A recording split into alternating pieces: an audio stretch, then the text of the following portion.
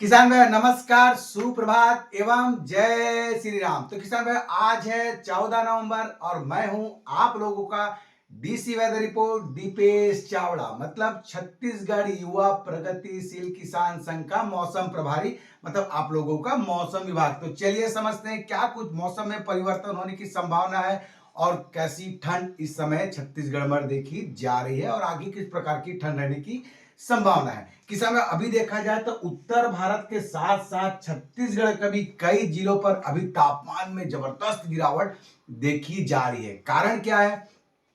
बंगाल की खाड़ी और अरब सागर कहीं भी कोई वेदर सिस्टम नहीं है, जिसके कारण करके उत्तर भारत की डायरेक्ट हवाएं पहुंच रही, जिसके प्रभाव से रात के तापमान में जबरदस्त गिरावट देखी जा रही है और दिन में भी हल्की सी ठंड है, मतलब ठंड अच्छी पड़ रही है, लेकिन दोपहर के समय थोड़ी सी चुभेगी आपको, क्योंकि सूरज की रोशनी डायरेक्ट पड़ रही है अभी धरती पर पहुंच रही, जिसके कारण करके कल तापमान की बात करें किसान में तो सबसे कम तापमान छत्तीसगढ़ में अंबिकापुर में था, जिसमें अधिकतम तापमान 27 डिग्री और न्यूनतम तापमान 7.7 सेल्सियस, मतलब जबरदस्त ठंड देखी गई। वहां राजनांदगांव भी इसके कहीं पीछे नहीं है।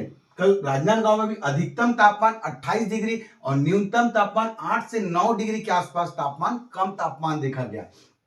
सबसे ज्यादा गर्म जो स्थान था वो जगदलपुर था, जिसमें तापमान अधिकतम तापमान 30 डिग्री और न्यूनतम तापमान 14 डिग्री के आसपास में देखा गया। किसान भाई ये जो बस्तर जिला ये है तो छत्तीसगढ़ का अंश, लेकिन ये इसका जो व्यवहार है वो साउथ के राज्यों से बहुत कुछ मिलता है। मतलब साउथ में बारिश हो रही है तो यहाँ भी होगी, साउथ में ठंड पड़ रही है तो बस्तर संभाग में भी होगी। वैसे सरगुजा संभाग जो है ये उत्तर भारत का भाई है, मान के चलिए। जहां उत्तर भारत में ठंड पड़ेगी तो अंबिकापुर, सूरजपुर, बलरामपुर, कोरिया, महेंद्रगढ़ यहाँ पर भी जबरदस्त ठंड देखी जाती है और यही कंडीशन अभी भी देखी जा रही है कि सरगुजा संभाग में इस समय जबरदस्त ठंड पड़ रही है। वहीं ये मध्य छत्तीसगढ़ बेचारा दोनों तरफ आकर झूलता रहता है। तो देखा जाए तो छत्तीसगढ़ की राजधानी रायपुर में अधिकतम तापमान 29 डिग्री और न्यूनतम तापमान 14 डिग्री के आसपास में देखा गया है और आने वाले दिनों में भी कोई ऐसा कुछ परिवर्तन की संभावना नहीं है।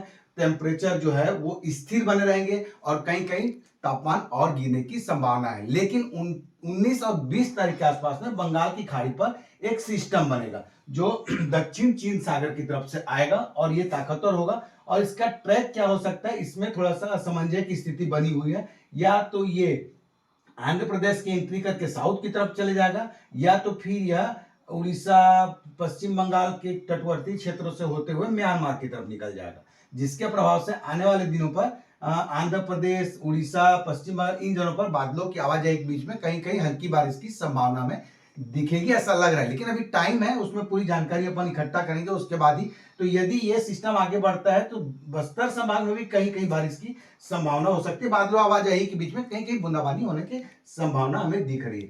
तो किसान भाई अभी अभी तो आज 5-6 दिन पूरे तरह से मौसम पूरा साफ रहेगा और कोल्ड मतलब ठंडा बहुत रहेगा और कहीं कहीं उत्तर भारत के भी उत्तर छत्तीसगढ़ में कहीं कहीं शीतलहर की स्थिति बन सकती है। तो किसान भाइयों मौसम की जानकारी में बस आज इतना ही। अब मुझे दीजिए आप लोग इजाजत, धन्यवाद। और किसान भाइयों एक चीज और कि छत्तीसगढ़ का अधिकतम तापमान मतलब देखा जाए तो पूरे एवरेज जो तापमान है 28 से 30 डिग्री के आसपास रहेगा और न्यूनतम तापमान 12 से 14 डिग्री के आसपास में रहेगा।